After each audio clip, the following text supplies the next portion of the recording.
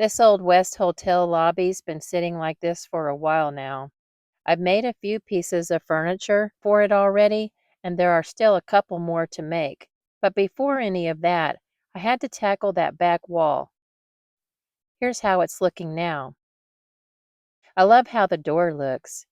Next, I'm going to make a little hat and coat stand with a little bit of help from this side table printout from another video. I'm definitely going to use these little feet. I'm going to glue them down to some cardstock and cut them out and glue them down again until I have 6 layers. And then I'll sand them smooth. And I'll be using a cake pop stick for the main pole of the stand. I want it to look like turned wood, so I'll be experimenting and playing around with the quelling strips from the printout to see if I can get that effect. I don't really have a plan. It's mostly trial and error. And if I don't like something, I just tear it off and try something else. I did hold the feet up once in a while to check if I'd left enough room. I marked where I wanted them and I glued them in place. Then I made sure that it actually stood on its own before I kept going. I have so much fun playing with paper strips like this. It helps me find different combinations that work together. For the coat and hat hooks, I started by drawing a fancy S shape and then I thickened up the lines. I kept one side flat so that it would glue neatly onto the pole. I used that drawing as a pattern and traced out 4 hooks. Just like the feet, I cut them out, glued them down, and repeated the process until each one had 4 layers. They didn't really look like much at first, they were kind of rough, but once I shaped them and smoothed them out with my electric nail sander, they really started to take shape. I forgot to show it, but I added a little paper clay to some of the quilled areas. Now I'm just sanding off the extra and marking off where the hat and coat hooks will go. Now I'm gluing the hooks in place. It's really starting to look like a coat stand. I painted everything with a layer of wood glue first and then gave it a light tan base coat. After that, I mixed a wash of raw umber and brushed it over the whole stand. I did go back and darken a few spots here and there for depth. You'll see how it turned out later when I place it in the room. I have some hat boxes I made in a previous video, but I wanted to add a couple of suitcases too. I drew up 2 sizes of patterns, each with a top and bottom that are the same size, except for the depth. Once I had them traced out, I cut and scored all the pieces. Then I folded them along the scored lines.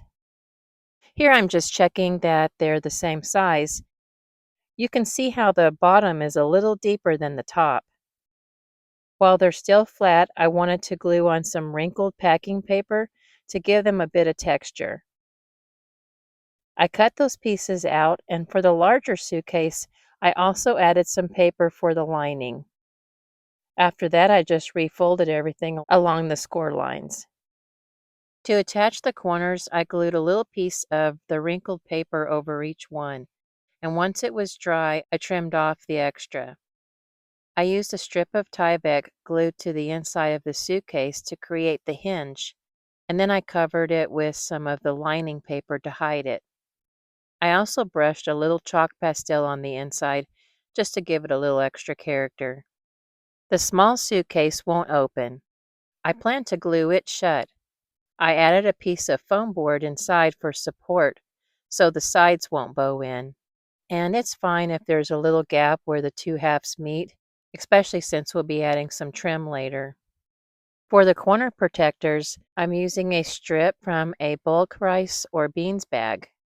I painted one side of the strip brown and I traced little circles on the other side.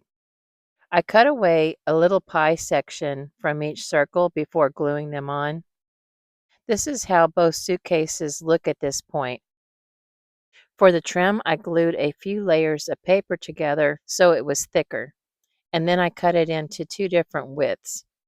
I painted the strips in a couple different shades of brown to make some decorative trim.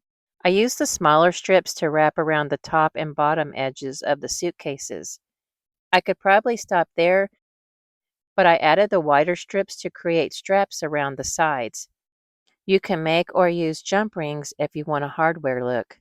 I also added little black dots to look like holes in the straps. For the latch, I used a fleur-de-lis punch that I had on hand and cut and glued those pieces to make something that looked like the latch. I added these over the wider straps for a bit of extra detail. These little strips will actually help the suitcase close just by sliding the wider one underneath. I had been very curious to try this Waverly wax. I picked up a small bottle at Walmart just in case I didn't like it, although I forgot to seal the suitcase with Mod Podge first, so the wax just soaked right in. This is how it looks on the smaller one over the Mod Podge, so I will just have to hide that side where it soaked in.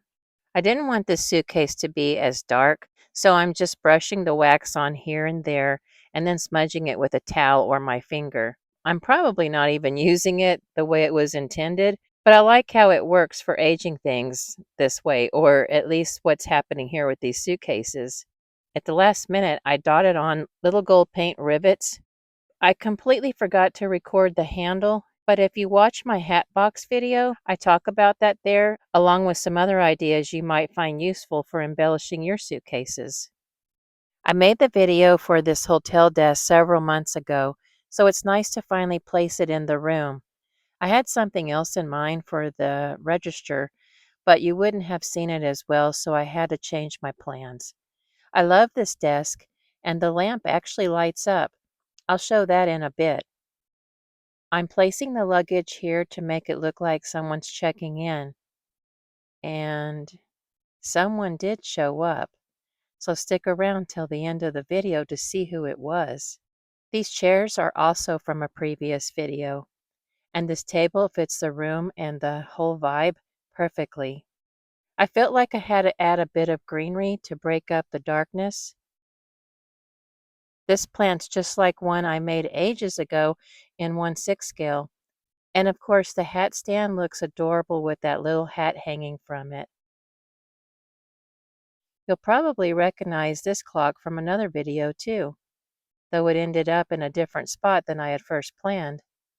Okay, and now with the lamp on, it's just so cozy.